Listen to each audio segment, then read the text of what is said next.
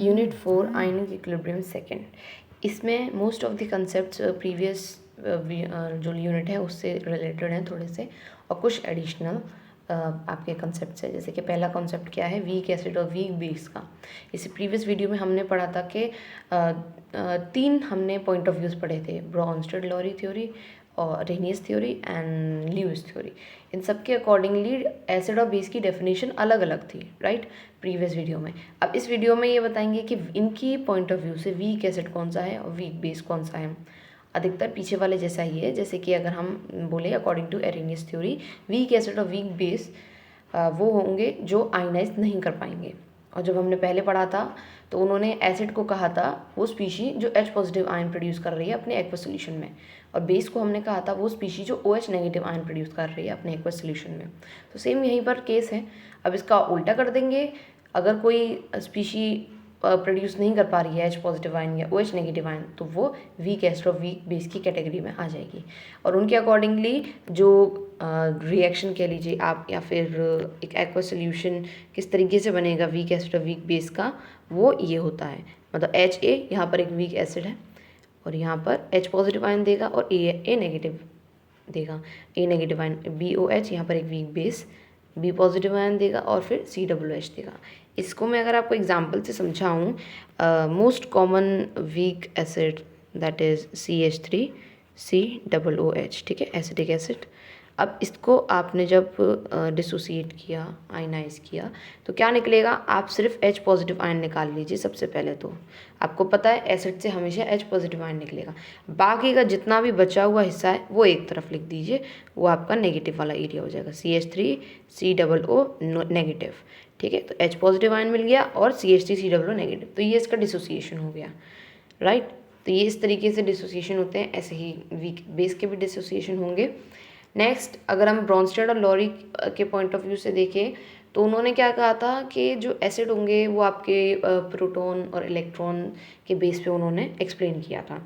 Now इसमें अब उनके अकॉर्डिंग वीक एसिड का कैसे डिसोसिएशन होगा, देखिए यहाँ पर आपके पास एक वीक एसिड है और उसका रिएक्शन H2O से कराया तो आपको मिलेगा हमेशा H3O पॉजिटिव और फिर A नेगेटिव, ठीक है। उसका रिएक्शन आपने किससे कराया, H2O से कराया और फिर क्या मिला आपको, A नेगेटिव मिला। अब इसका भी हम एक बार रिएक्शन करा देते हैं H3O CH3COOH से।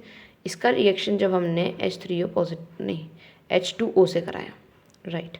अब इसमें क्या होगा, यहाँ से H निकलेगा, यहाँ से टूटेगा, ठीक है, ब्रेक जो होगा ना वो यहाँ से होगा।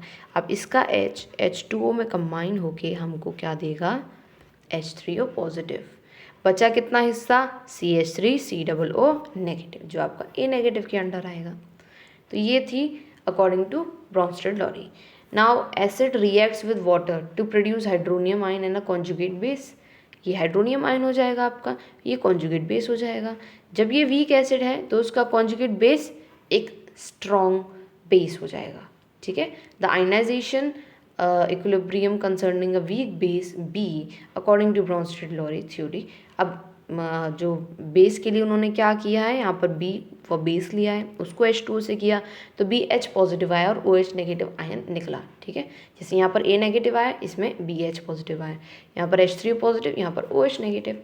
सो ये सारी चीज़ें वैसी ही हैं जो आपने पहले भी पढ़ रखी हैं। आगे बढ़ते हैं हम। The process of ionisation of a weak acid और a weak base in aqueous solution is called acid ionisation और इक्विलिब्रियम।